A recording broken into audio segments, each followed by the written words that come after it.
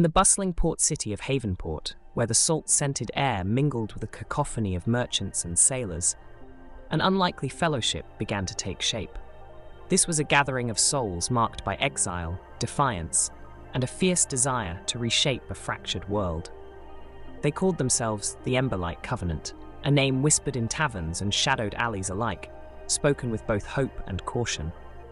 At the heart of this fellowship stood Balam Fellflame, a tiefling bard whose ember-like eyes held the fire of conviction and the sorrow of exile.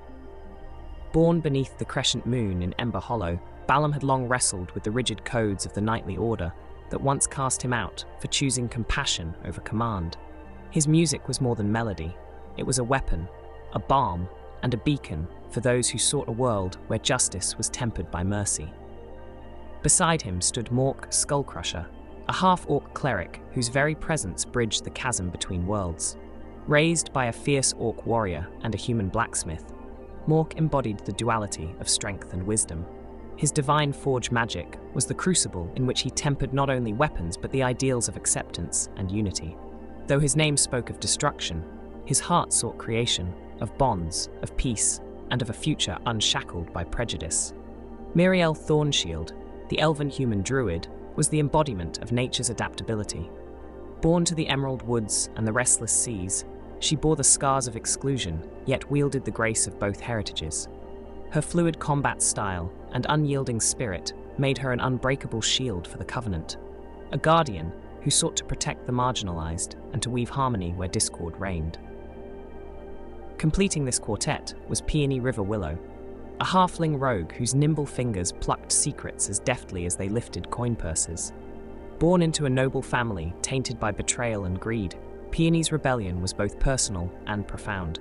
She danced between shadows and high society, her quick wit and sharper blades carving paths where none dared tread.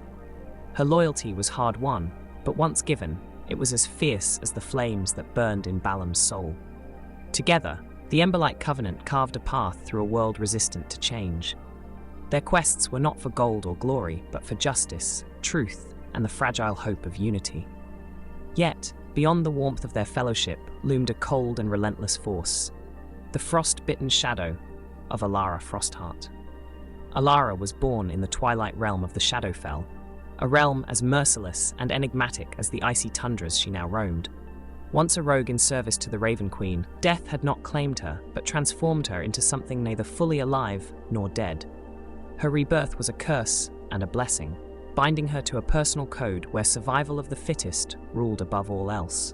With power over blizzards and beasts of the frozen wastes, she became a spectral tempest, beautiful, deadly, and utterly unyielding. Her path intersected with the Emberlight Covenant, not by choice, but by fate. Where they sought to build bridges, she sought to shatter them. Where they sang of hope, she whispered of inevitability. Alara was not a mere antagonist. She was the embodiment of the harsh truths the Covenant struggled to overcome, the cost of change, the pain of loss, and the shadow lurking in every heart. Their first confrontation was as chilling as the northern winds. In the ruins of a frost-covered temple, the Emberlight Covenant sought an ancient relic, said to hold the key to balancing life and death. Alara, drawn by the same lure of forgotten power, met them beneath the howling blizzard. Steel clashed with magic, song clashed with storm. The battle was fierce, but it was not the clash of weapons, but the collision of ideals that defined their encounter. Balam's melodies sought to reach the humanity buried beneath Alara's icy veneer, while Mork's prayers forged a shield of hope around his companions. Miriel moved with the fluidity of the forest in spring thaw, weaving nature's resilience into their defense, and Peony's blades struck with the precision of a winter's frostbite. Yet Alara's blizzard was relentless, her will as unyielding as the frozen north. Though they repelled her that day, the encounter left scars deeper than flesh.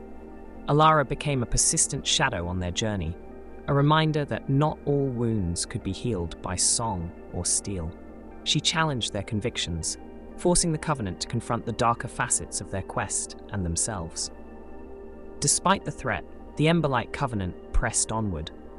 Their adventures led them from the sun-drenched streets of Havenport to the haunted forests where ancient spirits whispered secrets, and into the heart of political intrigue, where corrupt nobles sought to maintain their grip on power.